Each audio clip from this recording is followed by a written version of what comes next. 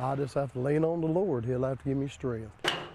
If the tears that members of this church have cried could be measured in rainfall, today's constant stream of raindrops still couldn't match it. Pulled up, and I guess that's when the reality really hit. It looks like it. As rain poured, arson investigators and sheriff's deputies combed through what's left of Fincastle Church of God, looking for what led to this tragedy. The rain stopped their efforts before they could answer that question. It's something the church family and their pastor are yearning to know. And the center was the pulpit. We had our baby grand piano over in the last window over there. Mike Smith has been the pastor for 21 years. He tells us they had just completed a $20,000 renovation. We just got the church the way we wanted it, and then this happened. But it's heartbreaking. Pastor Smith says when he looks at what this fire left behind, it is devastating. But he says what he sees isn't the damage left behind. What he sees is the services and the years of memories they built right here in this building. I knew what was there. And what was inside of there is a lot beautifer than what we see now. And in my mind, I see what used to be there. Area churches are rallying around this congregation as they start to put the pieces back together. I probably had 6 or 7 or 8 pastors to come up here. I've had probably 20, 25 pastors to call me. By the help and grace of God, we'll get through this and we'll get our church built back. Tamla Sturdivant shuffles through pictures, sharing memories of her son. He loved to smile. He said he had pretty teeth. He wanted to show them off. Smiling is something Tamla says her son did often. Now she wears a special shirt to remember Javon. Just silly all the time and a jokester. Now his laughter is gone. Javon Sturdivant's life was cut short. Since he's died, I can just be sitting somewhere. It can be a pretty day outside. You know, thinking about Javon, and I just have uncontrollable tears rolling down my face. Javon was murdered last year, dying from multiple gunshot wounds. His body was found in this alleyway in East Knoxville, near the intersection of Ashland Avenue and Andy Street. Knoxville Police Department Detective Lynn Clemens says Javon's body was discovered around 4 p.m. on February 23rd, but that Javon was likely killed hours prior, late in the night on February 22nd. He took a bus down here from Chattanooga and came to a party he's invited to, and basically standing around with a few people he knew in town, a few girls that he knew. Javon had been in Knoxville for a couple weeks before being killed. He was from Chattanooga. Tamla says she didn't know who Javon was visiting in Knoxville and had bad feelings when her son left. I told him, I said, Javon, I had a dream. I had a dream that you didn't come back home. I said, please come back home. But Javon decided to stay longer. This is where he's found, and he was deceased. Now, almost a year after his death, investigators are still looking for clues to find the murderer. Detective Clemens says he has no credible leads at this time, but believes someone knows who murdered Javon. It's a young man's life who's gone now, and he shouldn't have to die like that, or what happened to him. We don't deserve that. You know, no matter what people do in life, we all make mistakes. Tamla says she'll never have complete closure because her son is gone, but convicting the murderer will help her find some sense of peace. He always looked out for me, and I really miss him. I really, really miss him so much. In Knoxville, Stephanie Beacon, 6 News.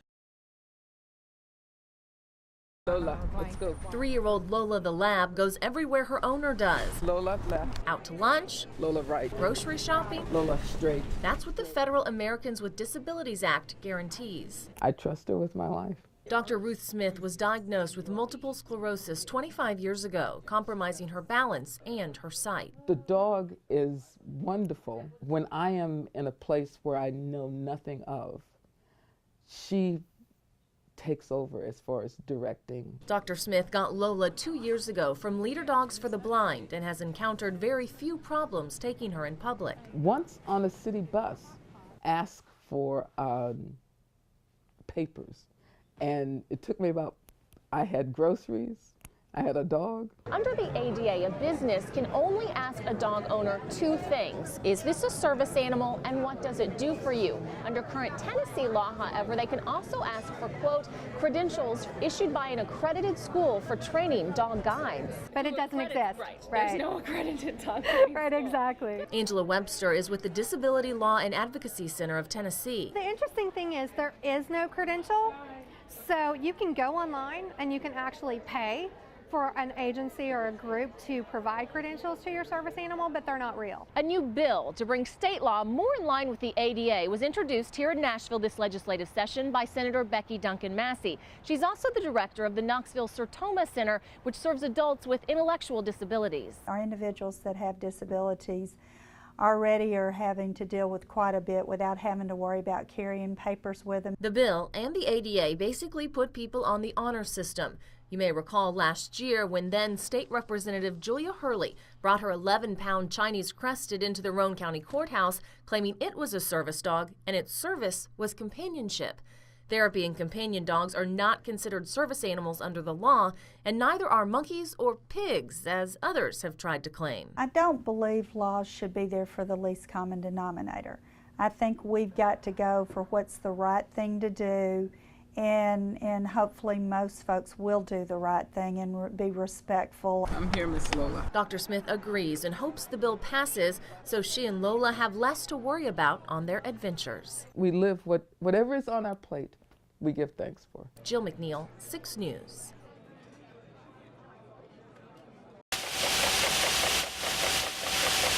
$200 needles. This machine right here is currently building one of our socks. 300 computer instructions and endless spools of high-quality thread make up the hundreds of different kinds of socks produced by Swiftwick. This sock is being constructed essentially from here up to the toe. But what's even more impressive than watching one of these socks being made is watching who's wearing them. We're talking Lance Armstrong and the Radio Shack team in the 2008 Tour de France, golfer Scott Stallings, and the 2012 U.S. Olympic cycling team. We actually received a call from the Olympic cycling team. They requested our socks. That absolutely made our day. This is a picture of the socks the cyclists are wearing, and marketing director Jillian Wagner says other athletes in London are wearing their socks too.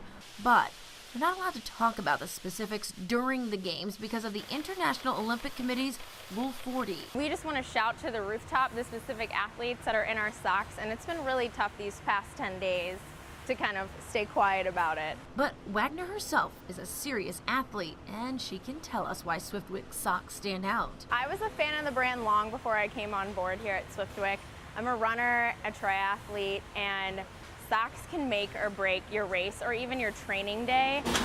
Of course, there are lots of compression socks on the market that do help with circulation, but Swiftwick co-founder Mark Cleveland says the science behind his socks, well, it's so much more. The primary wicking technology in our socks is borrowed from antimicrobial, non-allergenic carpets. Most people know olefin as an antimicrobial carpet fiber, and it's an extremely expensive material. We extrude that into a million little straws, essentially, that draw moisture inside the straw and keep your feet dry. Add to that a silver-based antimicrobial technology that Cleveland says will stand up for the life of the socks. In essence, it keeps the odors out. In the testing process, we got athletes together on a stink challenge, and they were wearing the same pair of socks as long as they possibly could to see when it went over the edge, you know, same day, no wash.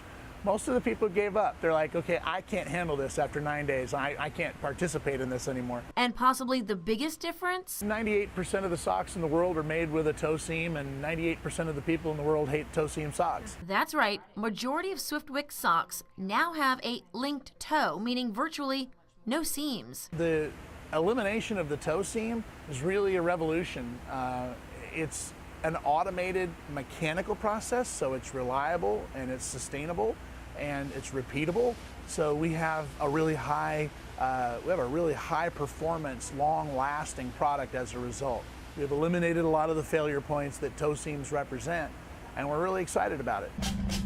This linked toe technology is helping the company advance in another area as well. With no seam and incredible moisture wicking ability, amputees may finally get the relief they've been looking for. Most amputees who are going out and running longer distances, even shorter distances, depending on where you live and the time of year that you're running in, you get sweat buildup and you literally have to stop, take your limb off, dump sweat out, put it all back on. It can take 2, 3, 4 minutes to do that. So you're losing valuable time, you're getting out of your rhythm, things like that. So we believe that our amputee sock is going to be a game changer in breaking world records. John Mabry lost his leg 11 years ago in a car accident, and for the past few years, he's been urging Swiftwick to make an amputee sock. Mabry now works for the company in product development, and this amputee sock, well, it hits the market the end of this month. We have a quadruple amputee that's been wearing our sock for a few months, and he lives up in Maine, and I got an email back from him that he broke a world record in the Paralympic trials in Indiana a few weeks ago.